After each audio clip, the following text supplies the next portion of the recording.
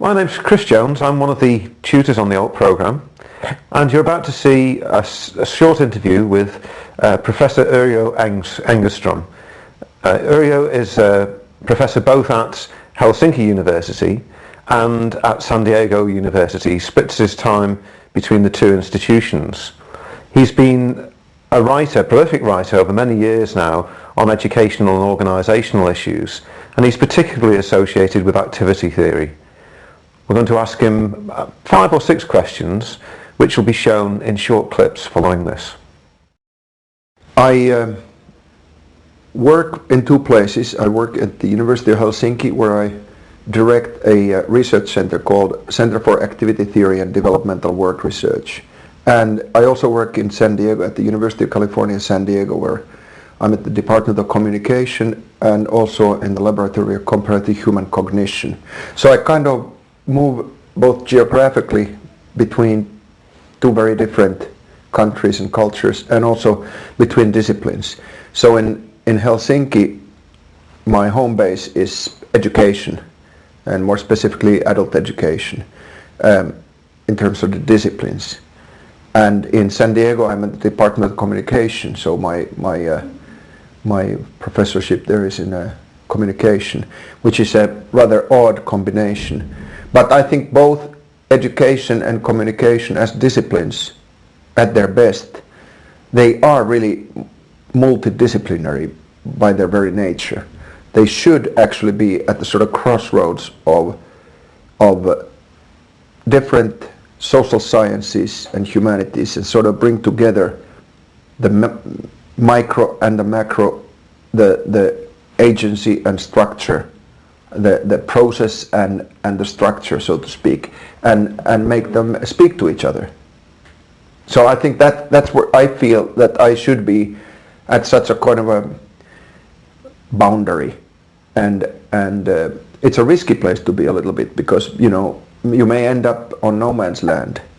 On the other hand, it's a good place if you can move and cross those boundaries. It's a very good place because you get an audience and you also get ideas in multiple fields. You mentioned activity theory, which you've been very closely identified with.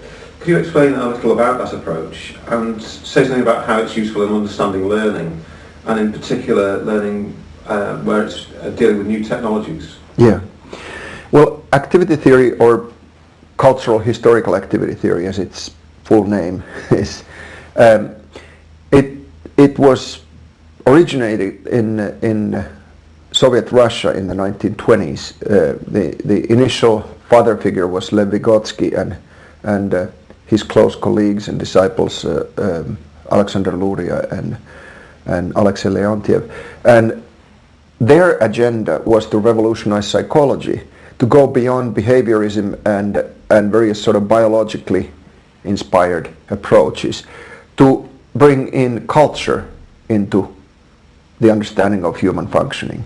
So to see human beings as culturally mediated, always embedded in some activity which has its own tools and its own language, its own communities.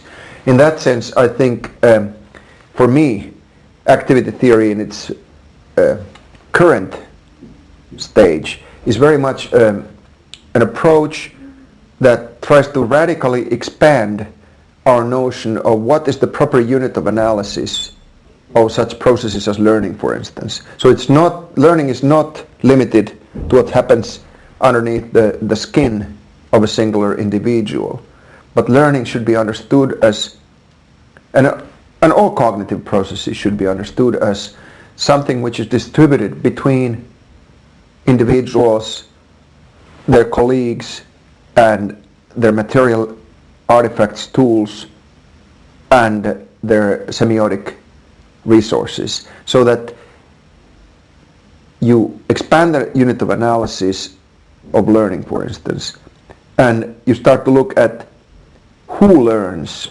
in a different way.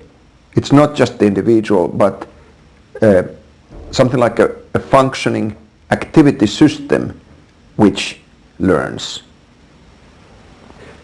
You use the term